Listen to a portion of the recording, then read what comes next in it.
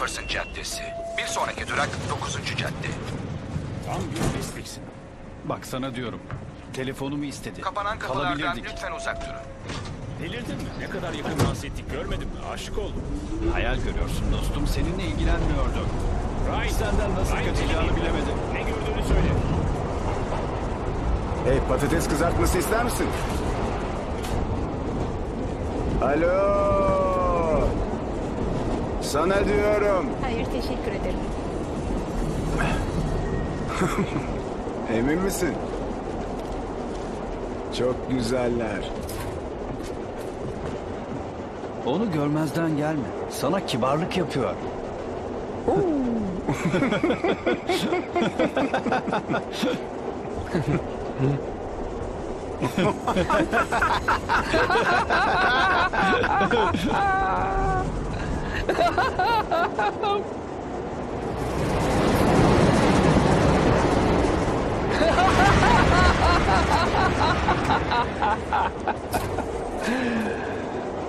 Komik bir şey mi var pislik? Hiçbir şey. Pislik.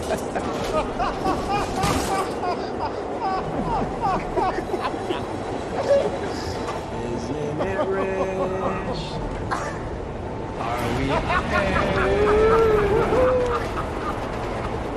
me here at last on the ground, and you in midair, sending the clouds.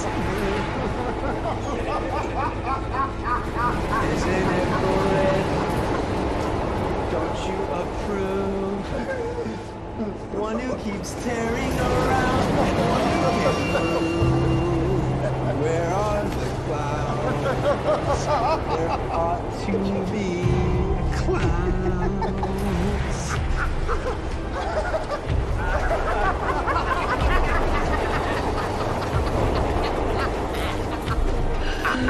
Hey dostum söyler misin komik olan ne ha? Hayır, benim bir hastalığım. Senin neyin var söyleyeceksin. Bir saniye. Şunu tutun. Tutun şunu.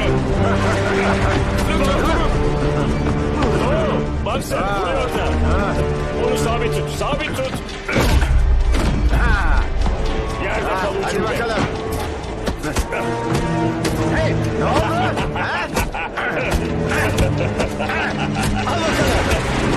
Al bakalım. Al bakalım.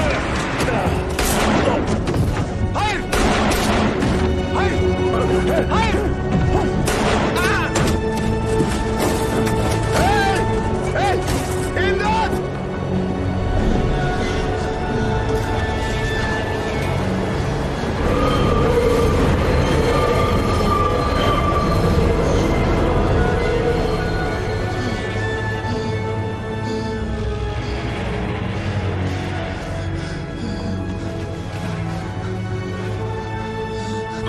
Cadde. Bir sonraki durak Hexton.